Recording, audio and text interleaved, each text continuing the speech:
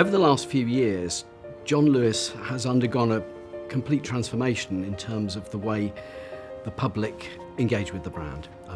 Many years ago, it was seen as a kind of reliable but slightly dull choice. But now it's actually one of Britain's most loved brands. And that partly comes from the fact that the advertising is so well loved. It's a favourite of people in the industry as well. As a result, John Lewis's sales have gone through the roof. In the 4-year period that this particular IPA paper covers, we saw a remarkable 37% increase in sales at a time when many of the competition had been struggling, and a correspondingly big increase in the brand's market share.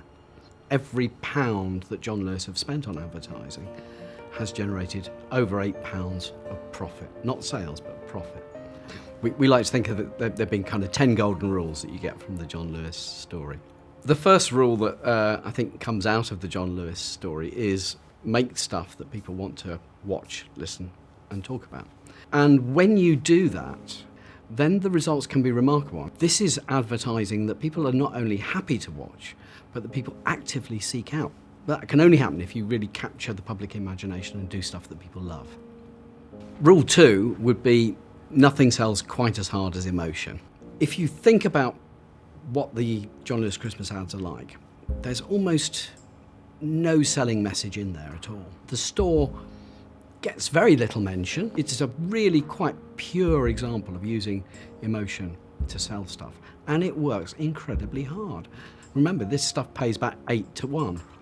Rule 3 is tell a good story and create a world. One of the best examples is Monty the Penguin.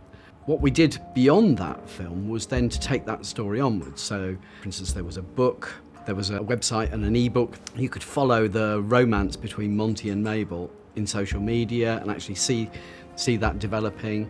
You could go to Monty's Lookout Den in the John Lewis store. You could take your own soft toy to John Lewis and then have that recreated in virtual reality, and then your toy could be part of these stories as well. So you go from a little emotional story to creating a world that people can almost live in, as it were. The key to all of that is involvement. Our fourth rule is to create characters that have a life of their own. What we call distinctive assets become a very powerful branding device.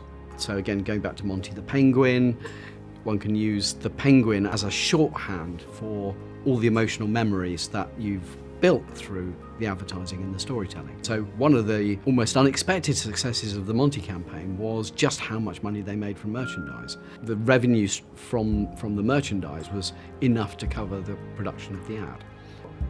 Rule 5 would be creativity is not a luxury. You're walking a tightrope constantly between freshness and novelty and consistency. That, for me, is the essence of disciplined creativity. Ads that win creative awards do tend, in general, to be much more efficient at selling stuff, do tend to make more money for clients. It's the creativity that is the secret to the payback. It's the stuff that is both winning at Cannes and that your mum loves that tends to be the stuff that makes money. You also need to have the right scale, the right amount of money behind it, the right number of exposures. If you don't get that, then all the creativity in the world won't help you. When you do get strong viral success, when you do get fame, it's usually because you've got great content and you've put a lot of effort into making sure that lots of people see it. And again, John Lewis is a prime example. We kept doing broad scale, broad reach, high exposure advertising in primarily TV over many years with stuff that people loved. And only when you've done that for a few years do you get the kind of fame that then makes people seek this stuff out online. Rule 7 is that for a brand like this, TV is indispensable. Really big paybacks, great fame like this only tends to come when you've got both great content and you put enough money and effort behind it. You need big audiences. And there is still no other medium that really creates emotion at scale in the way that TV does. So point 8, TV is still indispensable, but online makes TV work harder. As the years rolled on, people started to anticipate the John Lewis ads. So what we began to do was launch the ads a day early online so that those fanatics could actually see them there first. So you get kind of an extra fillip from all that online buzz. These brand films are a gateway into actual buying behaviour, that people can go see a story that they love, get involved in it, click buy. We're actually closing the sales loop there. Point 9 was fame is a virtuous circle. The way this works is you produce great content year after year, you make sure it gets massive exposure year after year.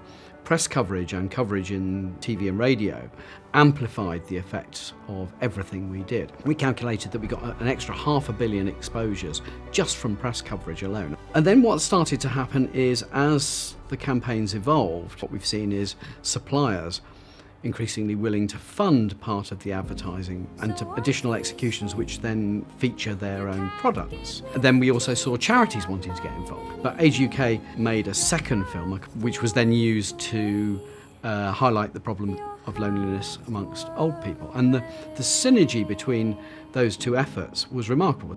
It's hard to believe that 1 million older people can go a month without speaking to anybody. It doesn't have to be this way. Okay, everyone, that's a wrap. Let's go home.